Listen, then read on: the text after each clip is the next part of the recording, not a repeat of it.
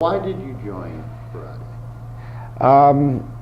It was, I'd say really more than anything, just the skills, the confidence, the different attributes, if you will, that a person, a child, whoever, would get out of, even besides a child, adolescent, adult, would get out of, I think, just the whole martial arts training, the concept, everything that goes along with it. And how did you find Babin Academy?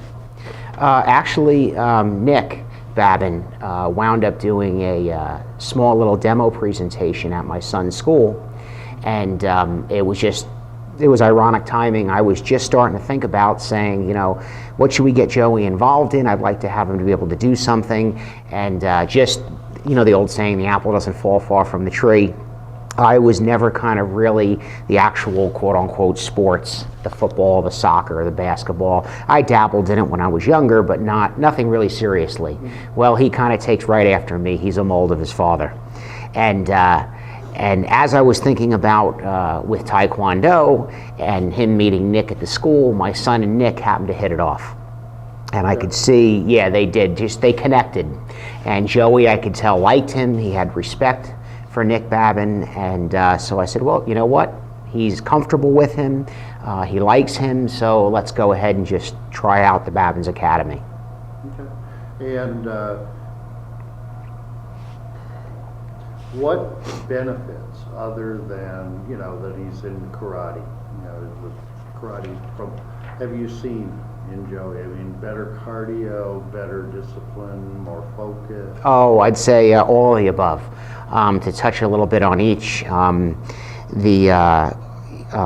cardio, I mean, granted he is 10 years old, but his condition, his strength, just overall physical conditions in starting this is just truly amazing.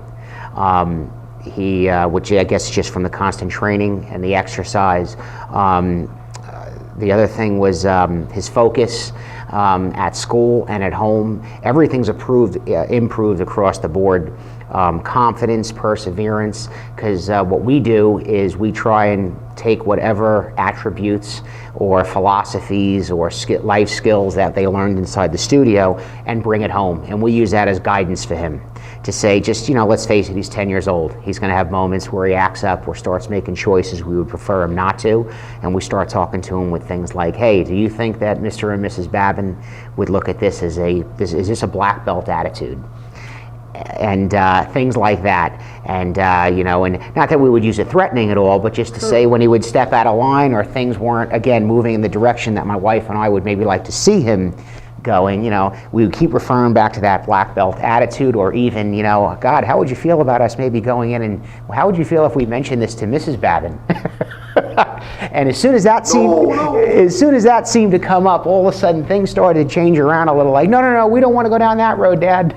Really? That's neat.